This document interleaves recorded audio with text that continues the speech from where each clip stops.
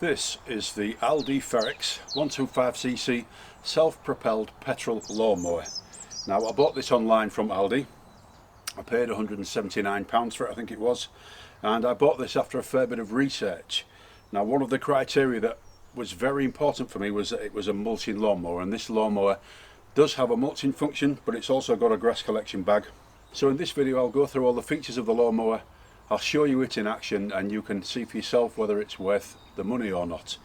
But my first impressions are really very good. It's a nice looking lawnmower, reasonably well put together for the price. It's got a cutting height from 25 to 75 millimeters, and that is controlled with this handle here. It's quite simple to use. You can raise it and lower it in 7 graduated steps. It's fitted with a Briggs & Stratton 450E prime and pull 4-stroke engine. This little tag just shows you the model number. If you want to see that, you can pause the video. It's actually got a folding handle for storage, which I've already found quite useful because storage space where this is going to be kept is fairly tight. You can just fold the handle over, it takes up much less room.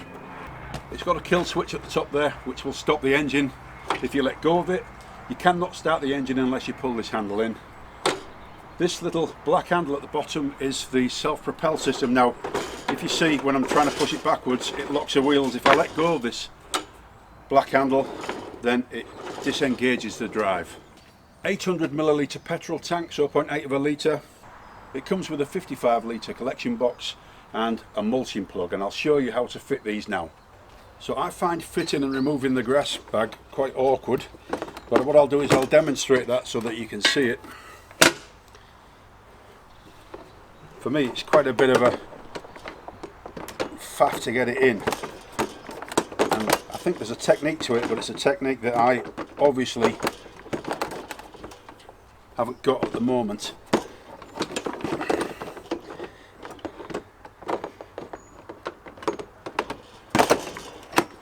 There, so I'm pretty sure that the more you use it, the easier it'll get, but I'll show you that from a different angle so you can see how it all fits together. So on the rear of the machine we've got this flap, and under there you can see the discharge chute. So the grass comes flying out of here. Now when you start the mower, you must make sure that either the bag, the mulch plug, or this is covering that hole. So position those hooks over the spring and then push down. And that's it fitted. Actually it went in a little bit easier that time. To remove it, lift up the flap, pull upwards and out.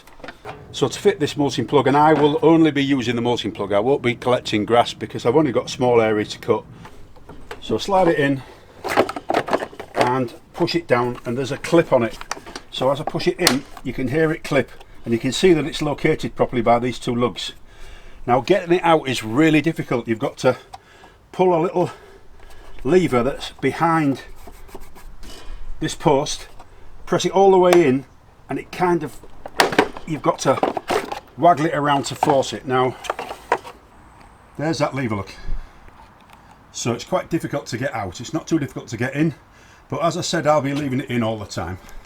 Now one thing that I should mention is that this mower is not shipped with any oil, so if you decide you're going to buy this mower, you need to actually make sure you've got some oil so that you can put it in the engine before you use it. Now it's SAE 50 oil. I've got some Briggs & Stratton. If you watch my assembly video, I go through the process in that, but just be aware that it is not supplied with any oil. I've put some petrol in this already. It's a 0.8 litre petrol tank. The other thing that is quite disconcerting about it is that it doesn't have a choke. There's no choke. So the first thing that you've got to do is to prime the fuel system using this red bulb here, and it says 3 to 5 times. Now when you press this, that's 3 I've given it there. You can't feel anything happening. Pull this blue kill switch back, right? If this is not pulled back, you'll never start the engine. It's a kill switch. When you let go of it, it kills the engine. That's a safety feature. And grip it with your hand. Here's the pull cord. If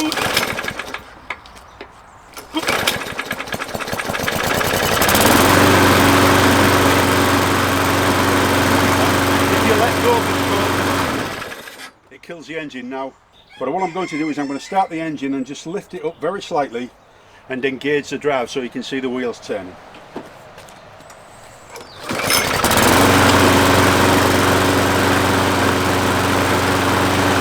So the other thing is, if you've got that lever pulled in and the engine's not running, it won't bool backwards. And I've got to say that this thing is very easy to bool around. I'm going to start cutting on this piece of grass here, and I'll put it at the maximum height, which is 3 inches, and I don't think this is much longer than 3 inches, so I can't expect it to do much with this, but we'll just run it over at 3 inches.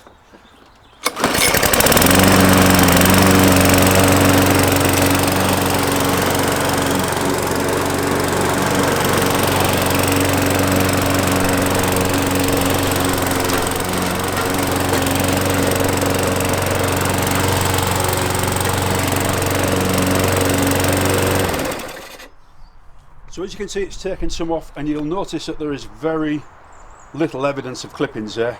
Now as I drop the height, there'll be more evidence of the clippings because I'm actually dropping the height and there's more clippings that it's got to mulch, and I think this is a bit too long to be mulching at the lowest setting, but I'm going to do that anyway. So at the moment it's set at 3 inches. I'm going to drop it down to 2 inches, which is halfway through the system because it's 3 down to 1.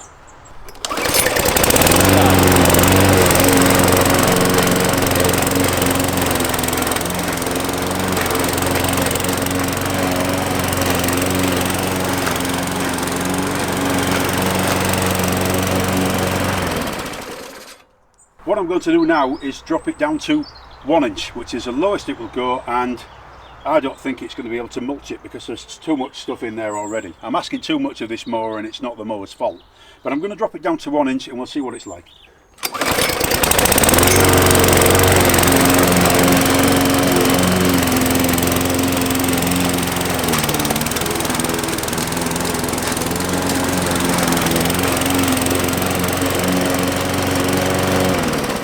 Now that is nice and short, definitely, and that is the length I'll be cutting this grass to. And I know I'm butchering the grass, but grass cutting is one of the things I hate the most in life. So this is the area I'm going to cut. I'm cutting it at 1 inch, which is asking a lot of this mower in all fairness, but I'm going to cut it right down. That just means the next time it'll be a lot easier, and I am not expecting the mulching to do much at all because there's far too much grass to try and mulch when you're cutting it down to 1 inch.